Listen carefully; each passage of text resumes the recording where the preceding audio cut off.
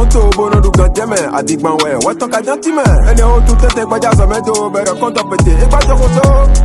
Sinon, j'avais 2000 dollars et hier nuit j'ai fait des placements. Je te dis mon frère, aujourd'hui le compte a cramé.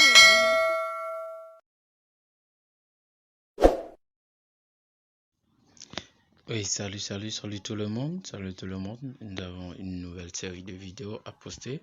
Donc, la semaine dernière, on avait parlé de l'or, on commence par l'or, alors le Nasdaq, et puis on va voir les paires du Forex.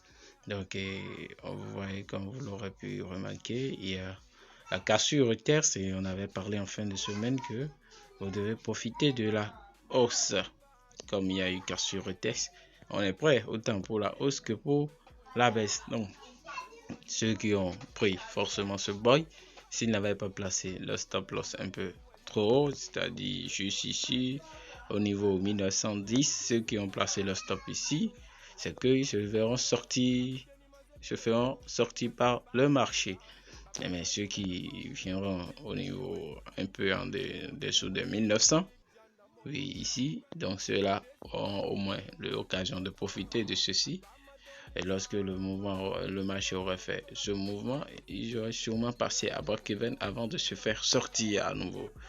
Avant de se faire sortir maintenant, le marché, le prix qui casse le niveau 1900, oui, maintenant, si ça revient retester sur le niveau 1900, c'est l'opportunité à surveiller ça.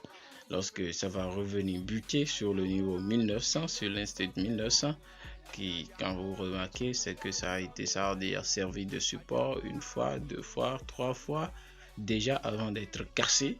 Donc, avant d'être cassé, quand ça va revenir retester sur ce niveau, donc nous allons prendre la baisse. Il faut passer, vous voyez, la moyenne mobile est un peu éloignée du prix.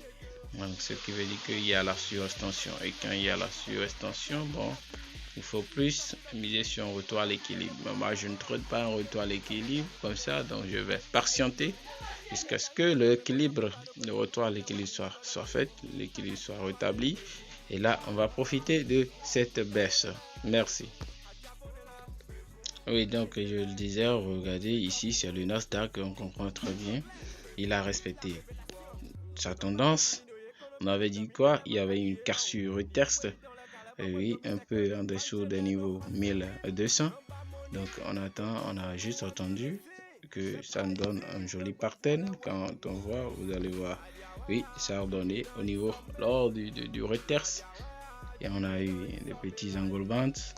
Oui, donc c'est ça, les doji de fusion. Donc on a notre pattern ici pour prendre ce buy. Et celui qui aurait pris ce buy aurait profité de tout ce mouvement.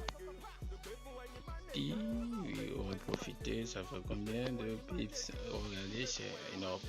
On va profiter de tout ce mouvement sur le Nasdaq, donc c'est énorme, Donc cette semaine aussi, ça aurait été beaucoup, ça a beaucoup donné, oui, beaucoup donné. Je regardez, vous êtes à près de 1000 pips sur le Nasdaq seulement. Vous avez fait 1000 pips sur le Nasdaq pour la semaine dernière. Donc cette semaine, c'est que l'opportunité, ce qu'il faut faire, c'est d'attendre un retard sur le niveau 12,2, c'est-à-dire 12 200. Si vous attendez, le prix actuellement est à 12 500, donc nous allons attendre un retard sur le niveau 12 200, 12 300, oui. Parce que la moyenne mobile vient de casser les 12 200, donc il faut attendre ça aux 12 300. Donc on va attendre le prix à 12 300, l'institut 12 300, lorsque ça viendra sur l'institut, c'est que nous aurons nos patterns d'entrée. Là, nous allons prendre le buy pour surfer toujours la tendance. Voilà l'opportunité qui s'offre à nous sur le Nasdaq. Mais je le dis toujours, c'est le marché qui est roi, le marché fait ce qu'il fait. Donc, il faut être prêt à profiter autant de la baisse que de la hausse. Donc, si le niveau se fait casser, moi j'ai toujours tradé les cassures retest. Donc si le niveau se fait casser, c'est que je dois attendre un retest. Quand j'ai un retest avec les patterns qu'il faut, là je vais maintenant prendre un sell. Voilà, merci à vous pour avoir suivi ça.